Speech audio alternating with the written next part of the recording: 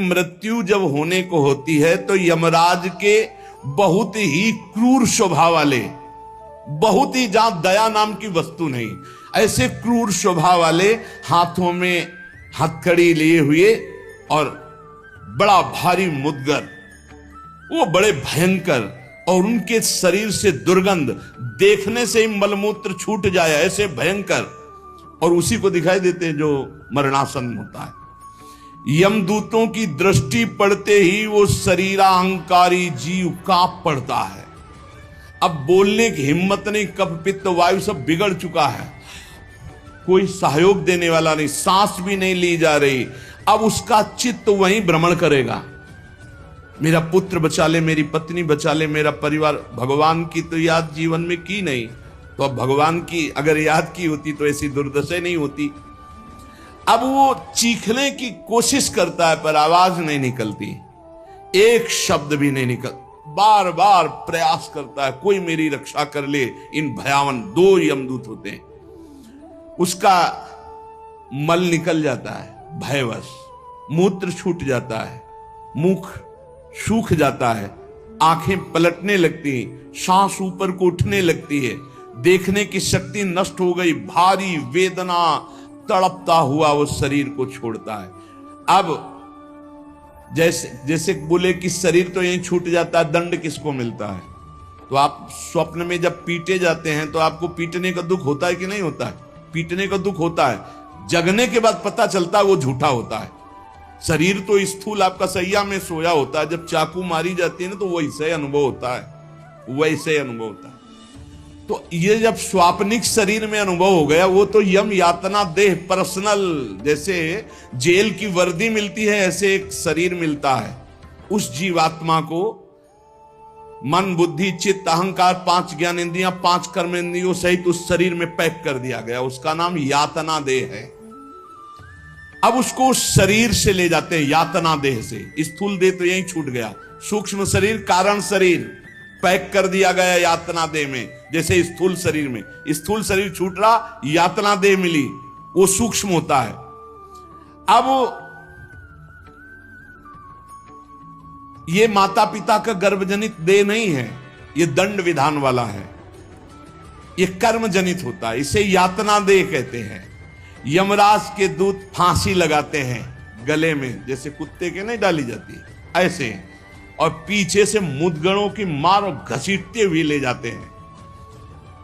पीछे से ऐसी मार कि वो चीखता है, चिल्लाता है, पूरा अनुभव जैसे स्थूल शरीर में, ठीक वैसे ही उसमें मरना नहीं होता। बस एक खास बात होती है, क्योंकि स्थूल शरीर में मरना होता है, सूक्ष्म शरीर कारण शरीर जो यातना देह में, उसमें मरना नहीं होता। बहुत लोग कहते हैं शरीर तो यहां छूट गया, फिर नरक स्वर्ग किसको मिलता है? अरे शरीर एक कोट की तरह उतार दिया गया, तू तो उसी में पैक है, अभी भूल मत कर। अब देखो दक्षिण दिशा की ओर उसे दौड़ाते हुए मारते हुए पीछे से ले जाते, और तप्त बालू, आग जैसी तपती हुई बालू, जैसे यहां कुश होते हैं ऐसे लोहे के कांटे होते हैं, उस पे चलना, कांटे फैले हुए हैं, कहीं लोहे की बड़ी बड़ी कीलें गड़ी हुई हैं, कहीं लोहे की कंकरीली ऐसी भूमि, लोहे के ऐसे सैकड़ों कांटे जैसी, गुखरू जैसी ऐसी डाल दी गई हैं लोहे की, और अत्यंत कठोर, जब उसमें पैर रखते हैं भारी कष्ट, पीछे से मार, वहां दया नहीं है। कहीं आगे भूमि आग जैसी जलती हुई, कहीं सैकड़ों गड्ढे जिनमें गिरा गिरा करके मारते हुए ले जाते हैं, और सूर्य भगवान इतने नजदीक से ताप देते हैं कि आग लगती है, वो सूर्य की किरणों से जलता है। ऐसे यमराज के उस मार्ग में घसीटते हुए यमराज के दूत ले जाते हैं, यमपथ, और बीच बीच में दूत उनको कठोर ताड़ना देते हैं, रोक रोक के। मरना है नहीं, जिस समय जीव को घसीट कर ले जाते हैं, सैकड़ों घुड़कियां मार, इस तरह का कष्ट हो। अभी ये ब्याज है, नरक नहीं पहुंचा, अभी तो यात्रा है, बिना किसी सवारी के यात्रा होती है 48 मिनट 2 घड़ी में। जो मनुष्य यहां छत्र दान किया है किसी को, श्री जी को, बिहारी जी को, गुरुजनों को, आचार्य जनों को छत्र दान किया, तो जब वो जाता है तो ऊपर के ताप से बच सकता है, उसे वही छत्र मिलेगा।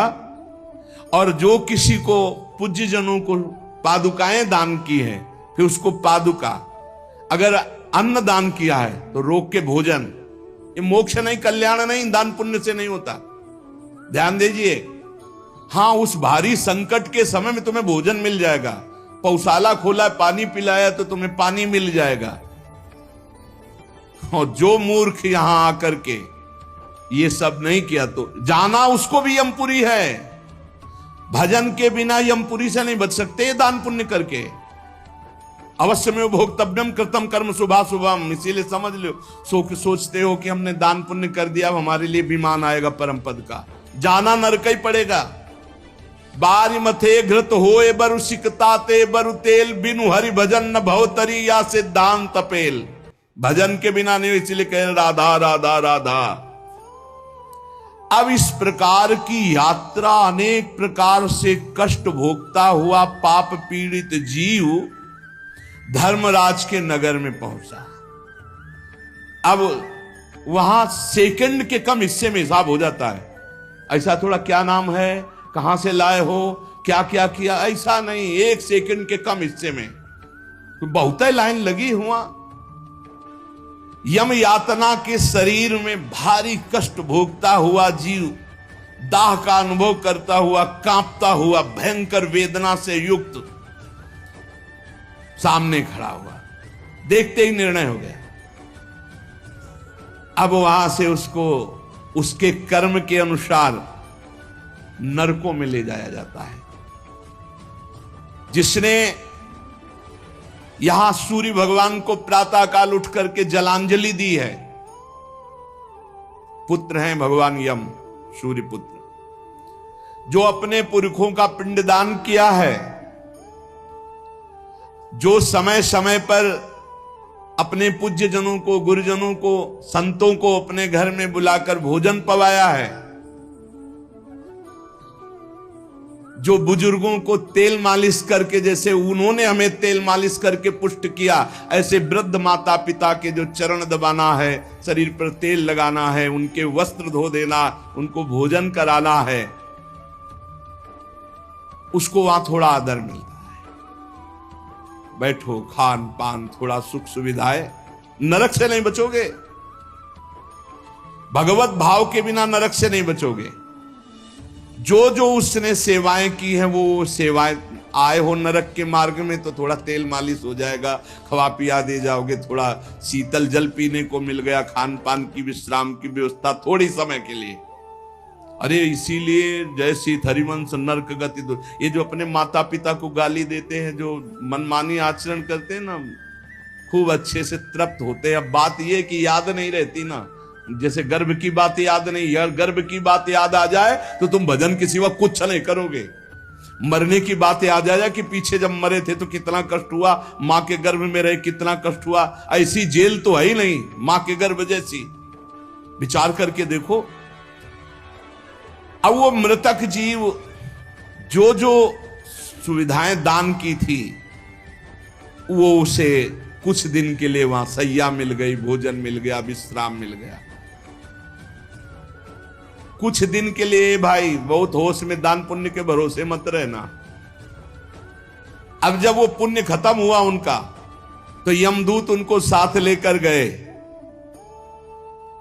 12 दिन तक उसको पुण्यों के भोग का अवसर मिलता, तभी तक 13वीं तक कहते हैं जीव को नरक की गति नहीं दी जाती। 12 दिन तक उसको होगा कोई विश्रामालय, उसमें रखा जाता है। 12 दिन तक जो पुण्य सुकृत हुए उनको भोग लो, अभी आराम कर लो, नरक आए हो। अब नरक में प्रवेश होगा 13 के बाद, तभी कहा जाता है जल्दी जल्दी 12-13 दिन खूब पुण्य कर लो, उसको दान करो आत्मा को, तो उसकी उन्नति हो जाएगी। कोई ये झूठी बातें नहीं है। और राधा नाम बोल दिया एक बार तो इसके बराबर कौन सा पुण्य होगा। यमराज के खाते में पुण्य वाला है ही नहीं ऐसा जितना राधा। अरे जाना ही नहीं पड़ेगा भैया, राधा नाम जिसकी जिह्वा से निकला, अनुल्लिख्यानंतान तदपराधान मधुपति। इसीलिए तो गरज कर कहते हैं, अब जिनको नरक भोगना है वो नहीं सुनेंगे भगवान नाम महिमा, भगवान नाम जप नहीं करेंगे। 12 दिन के बाद 12 दिन तक वो अपने घर के वालों के दिए हुए पुण्य आदि जो उसको भोगता है। फिर जब पिंडदान हो जाता है 13वीं, तब तत्र यद बांधवस्तु यम प्रयच्छन्ति तिलैः सह यच्च पिंडम प्रयच्छन्ति नियमानस्तदनुते तैलाभ्यांगो बांधवानां मंग संवाहनम च यत् तेन चाप्याप्यते जंतुर यच्चास्नन्ति सुबांधवाः। जब शरीर छूटता है उस समय से बहुत होश में रहो, सब कुछ मिलेगा उसको। जीवात्मा जो छाती के पास बैठ के ले नाक बहा रहे हैं, आंस बहा रहे हैं, यही पीने को मिलेगा उसको।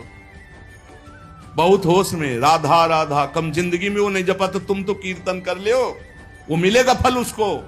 12-13 दिन का ऐसा हिसाब रखा जाता है कि बांधोजन परिवार के, लेकिन भजन नहीं करेंगे, रोना धोना। मृत्यु से 12 दिन बीतने के पश्चात यमपुरी को खींच कर ले जाया जाता है उस जीव को। अरे यमपुरी भैया हुआ जैसे जेल पहुंचे, कोई थप्पड़ लग रहा है, कोई डंडा लग, वो देखे कि प्राण छूट जाते कि हमारे ये दुर्दशा, मरना नहीं खास बात है। यमराज की यमपुरी को देखते ही प्राण सूख गए। कोई काटा जा रहा है, कोई कोल्हू में पेरा जा रहा है, कोई पकोड़े की तरह तला जा रहा है, हाहाकार मचा, मरना किसी को है नहीं।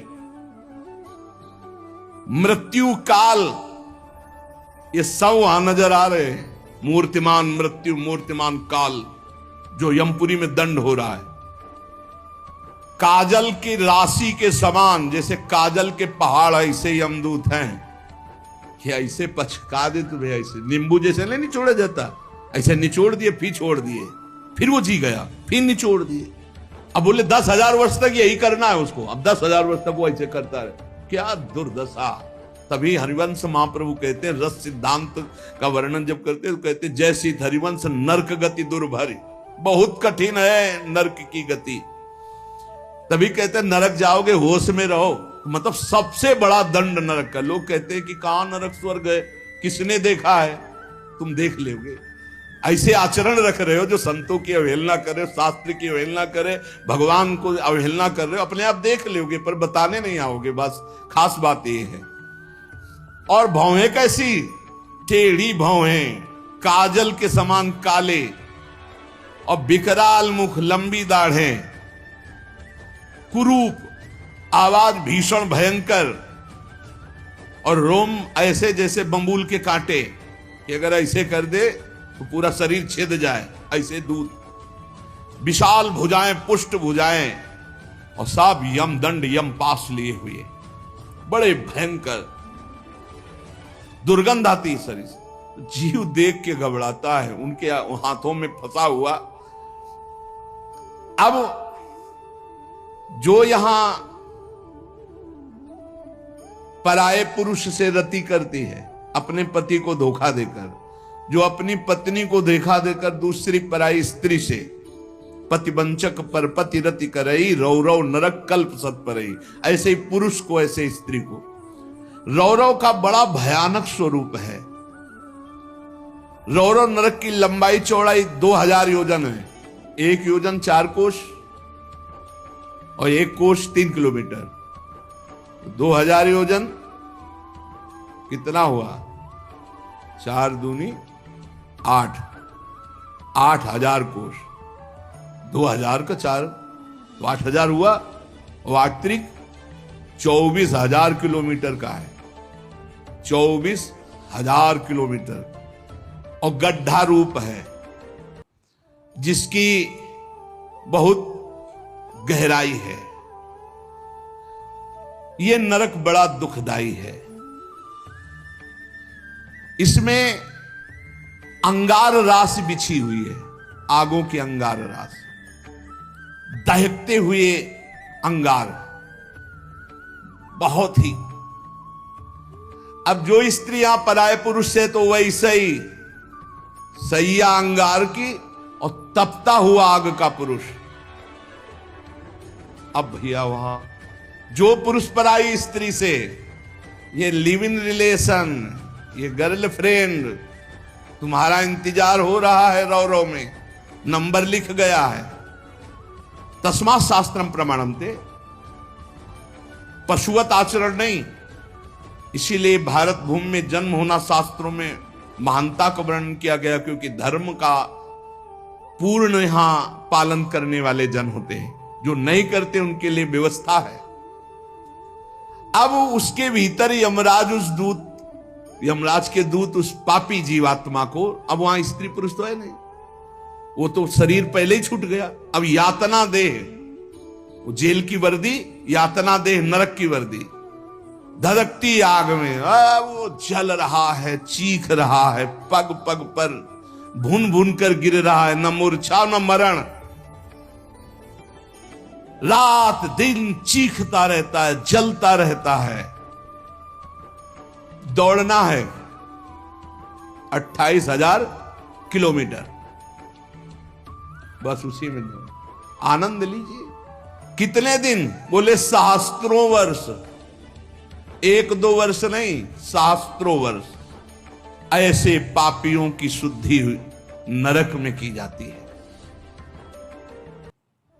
फिर जब वहां से निकलते हैं तो कीड़े मकोड़े, पतंगे, हिंसक जीव, मच्छर, वृक्ष, ऐसी योनियों को प्राप्त होते हैं पापी जीव।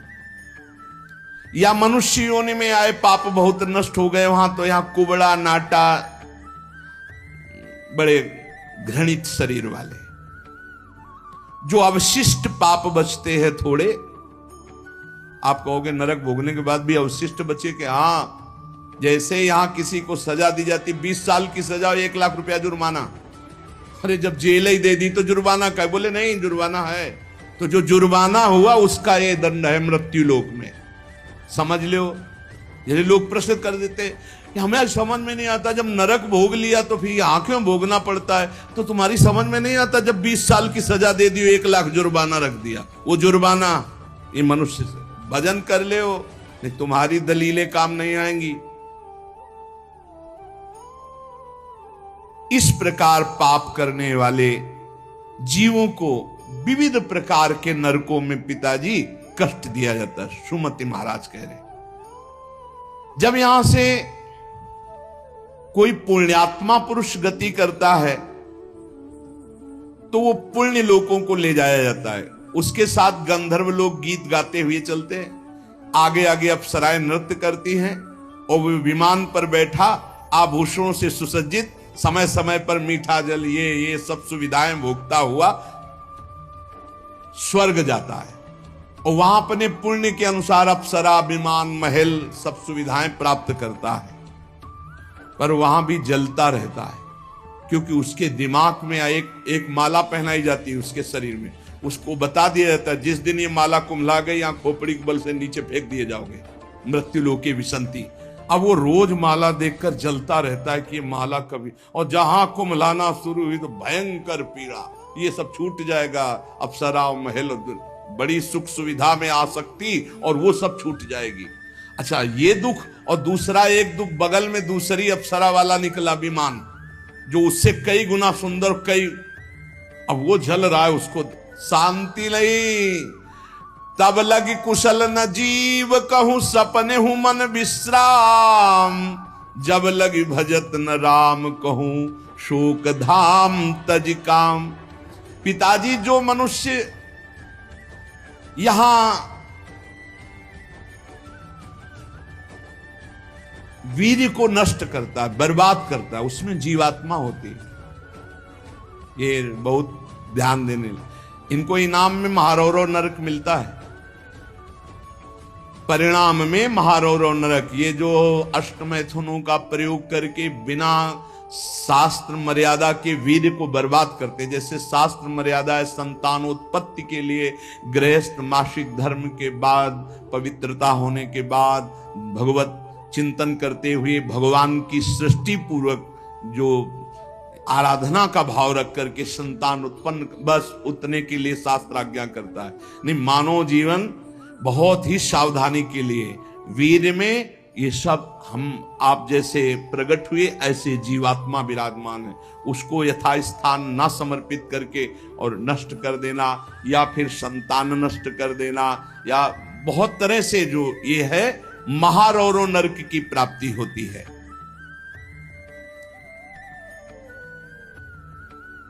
नारकी घोर दुखदाई नरकों में ये जब जीव गिराए जाते हैं तो इनको पहले पता होता कि मेरे इस पाप का दंड मिल रहा है, मैंने जो पाप किया है। बहुत ध्यान देने की बात है।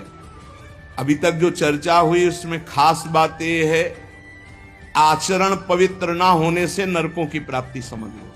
पहला पराई स्त्री की तरफ या स्त्री पराय पुरुष की तरफ जो व्यभिचार प्रवृत्ति करती है उसे रौरो नरक मिलता है। यहां जो व्यर्थ में वीर्य नष्ट करते हैं अन्य प्रकार से, इसे खिलवाड़ न समझा जाए, ये मनोरंजन नहीं है। मानव देह बहुत बड़ी संपत्ति है जो भगवान की प्राप्ति के लिए मिली है।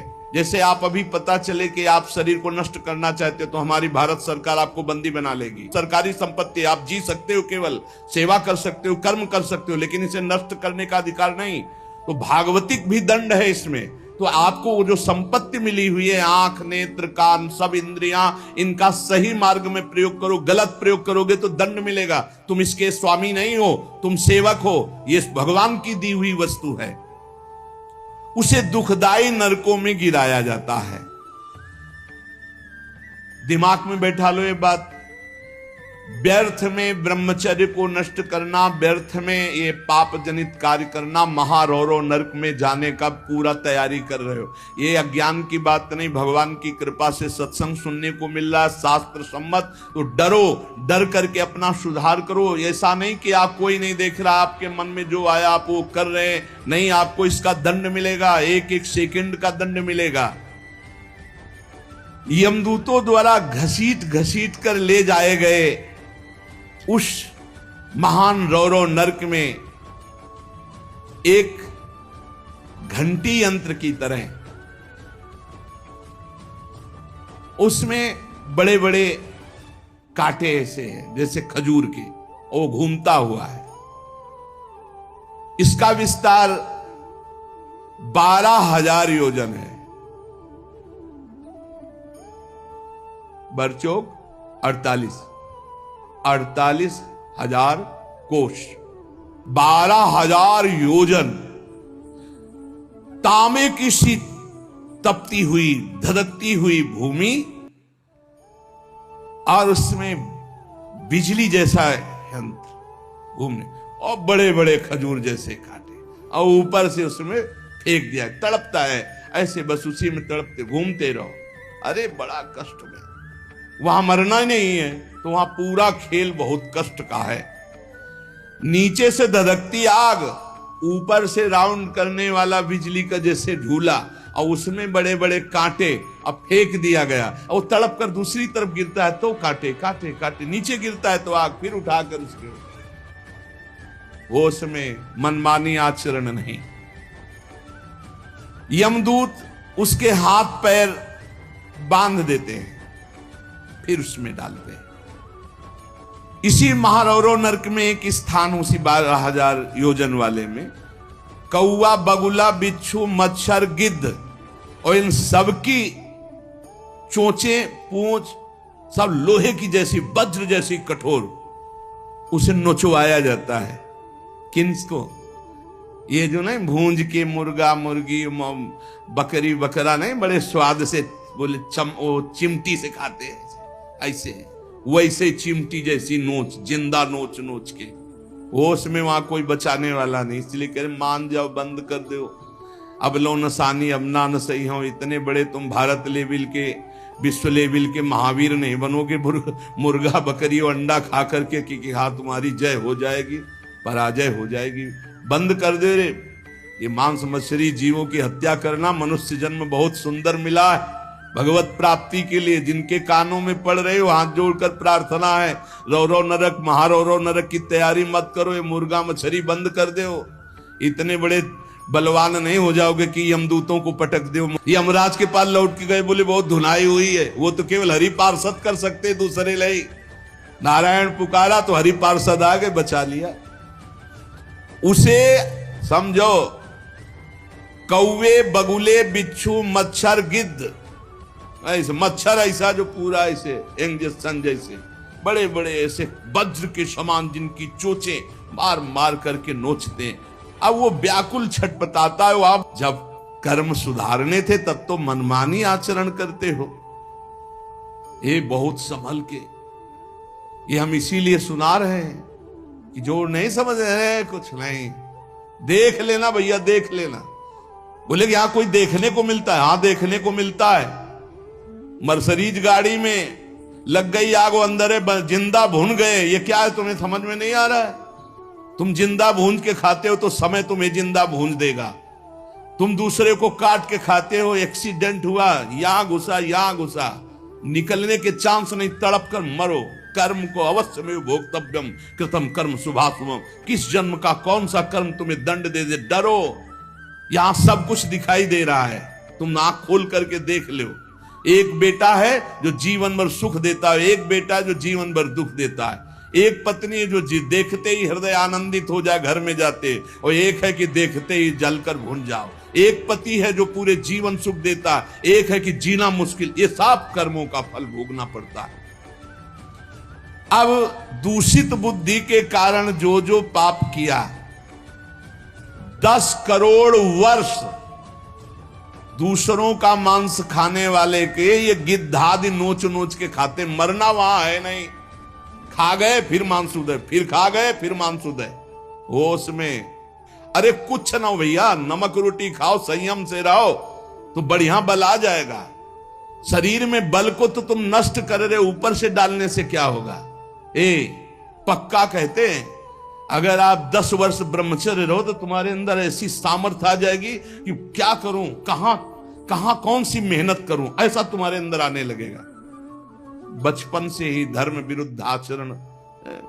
अरे इंद्रियों को वश में करने के लिए मुर्गा मछली वाली ताकत थोड़ी चाहिए, पवित्रता की ताकत चाहिए।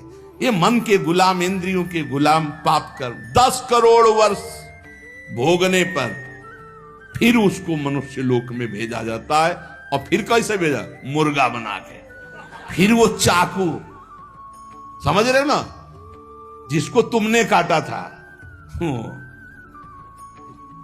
फिर बहुत बड़ा, इसीलिए कहा गया, सेवक जी महाराज करें संस्कृति मांझ बरियाए के पायो मानुष देव वृथाकत पार।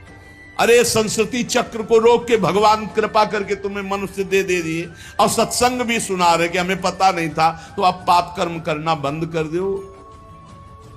देखो कैसे घृणित पदार्थ खाते हैं। अंडे में क्या भरा है, कितना दलित दूध। हाँ बोले हम बलवान बन रहे, विटामिन पी रहे हैं। क्या करे तू? हाँ मतलब गजब, उल्टी हो जाए देख के। अंडे में जो भरा है उल्टी हो जाए देख के। कर्म काल तुम्हें दंड देगा। मान लो जीवों के प्रति दया का भाव सबसे बड़ा धर्म है, परहित सरिस धर्म नहीं। जीवे दया, जीव पर दया करो। ये जो अपराध कर रहे हो, अरे भाई एक एक जैसे चबेना चबाते हैं ना, ऐसे मछली चावल खाते हैं। जिंदे खाएंगे यमदूत वहां, ये सब यमदूते हैं जो बड़ी बड़ी चोच वाले। अब महारौरों के कष्ट को कैसे तुम्हें बताए। उसी के बगल में है शिवातम नामक एक नरक,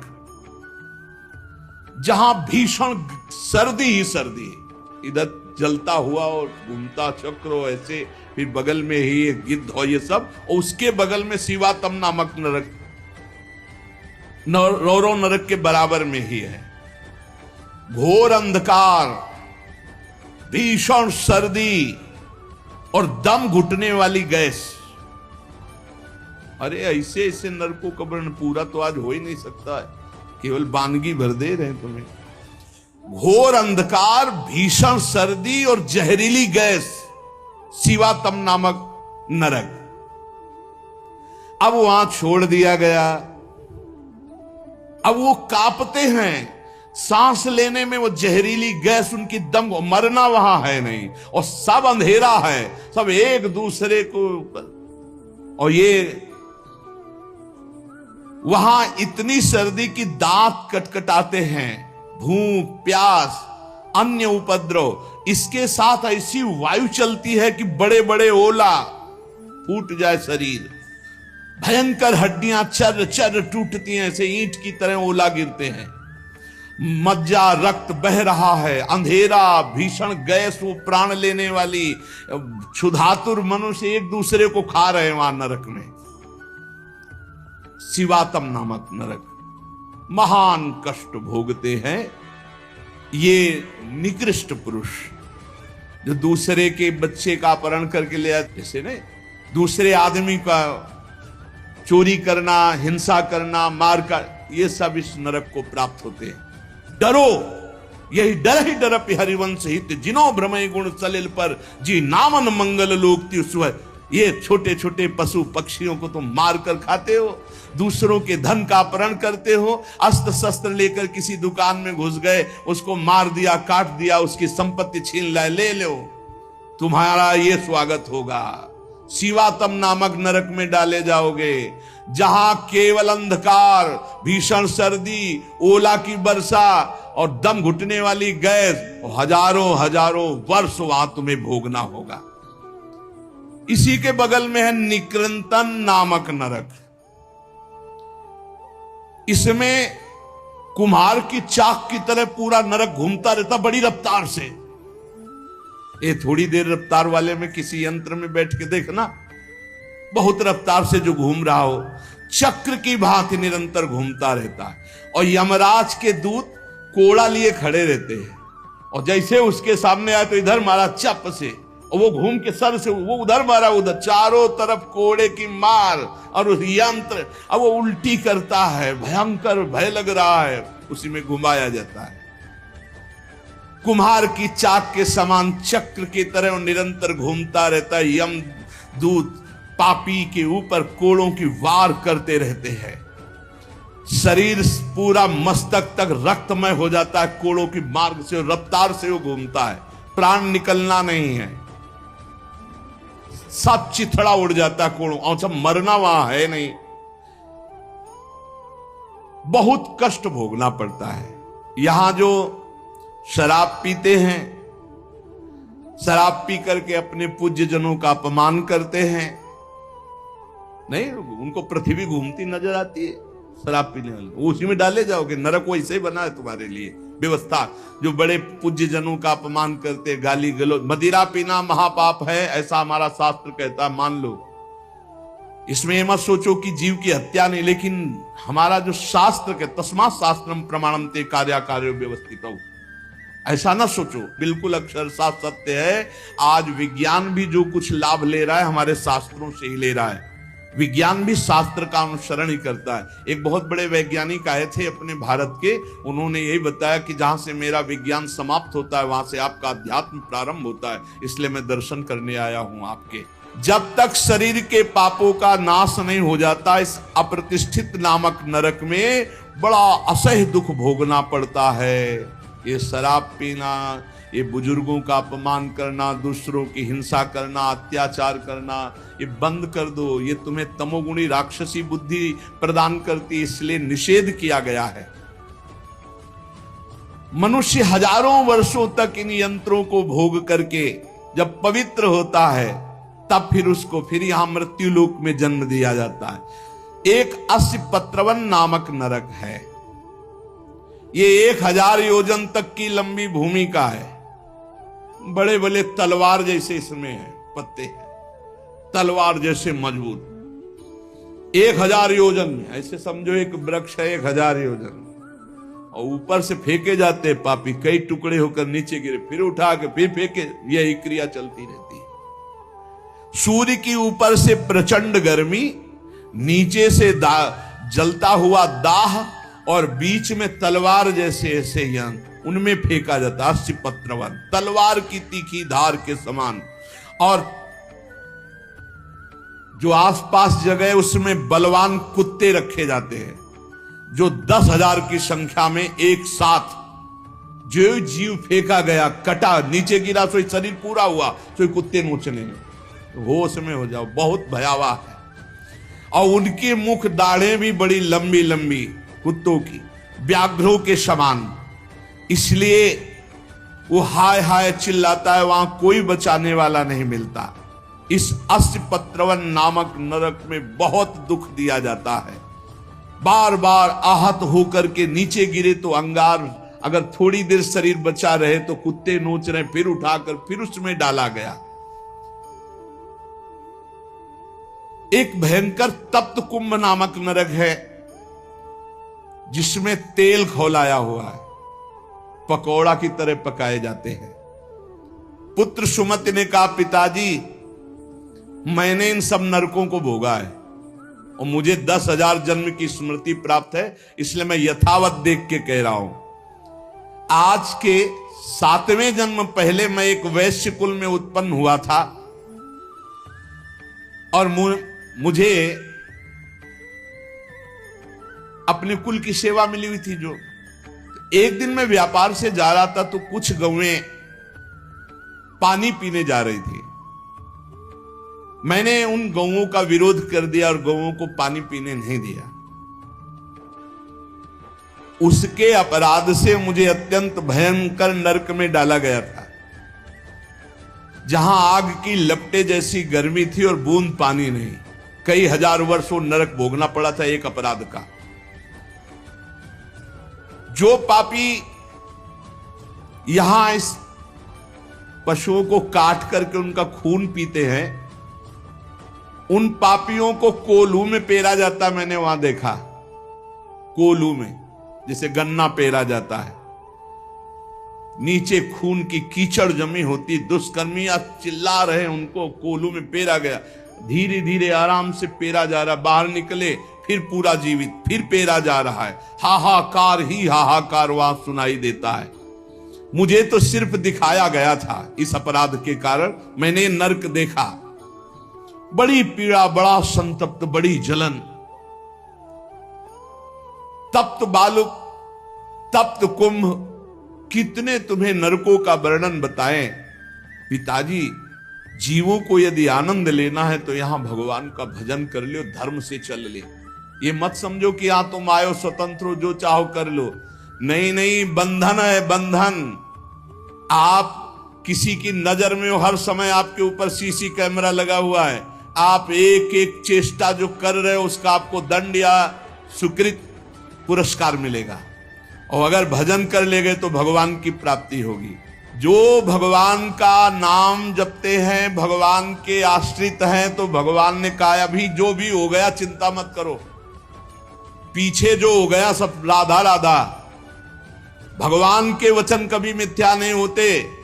श्री भगवान ने कहा है, सर्वधर्मान परित्यज्य मामेकम शरणं व्रज, अहम त्वाम सर्व पापेभ्यो मोक्षयिष्यामि मा शुचा। मैं सब पापों से मुक्त कर दूंगा। भगवान की शरण में होके खूब नाम जप करो। लेकिन ये जो गंदी बातें हैं, मत देखो, मत बोलो, मत सोचो, मत करो, नहीं, ये बाधा पहुंचा देंगी। एक ब्रह्मज्ञानी महात्मा सुमति पूर्व में शिष्य बना करके प्रमाद स्थिति को प्राप्त होने के कारण एक जन्म और लेना पड़ा।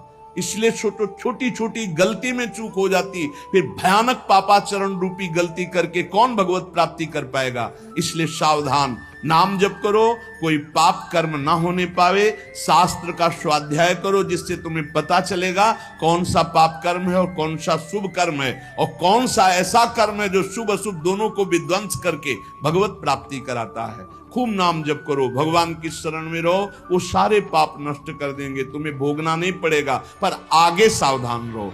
पाप उसी के नष्ट होते हैं जो अब लो नसानी अब ना नसई हो। आज तक किया आगे नहीं करूंगा, वही पवित्र होता है। तो ये संकल्प लो, ये नियम लो, ये भगवान से प्रार्थना करो कि हमारे द्वारा किसी का अहित न हो, किसी का अमंगल न हो। हर जीव जीना चाहता है, हर जीव सुखी होना चाहता है। तुम उन्हीं जीवों को दुख देकर कैसे सुखी हो सकते हो। इसलिए सावधान, अपनी जीव को संभालो, अपनी जनेंद्री को संभालो, अपनी बुद्धि को संभालो। खूब नाम जप करो। शेष चर्चा आगे। श्री राधा वल्लभ लाल की।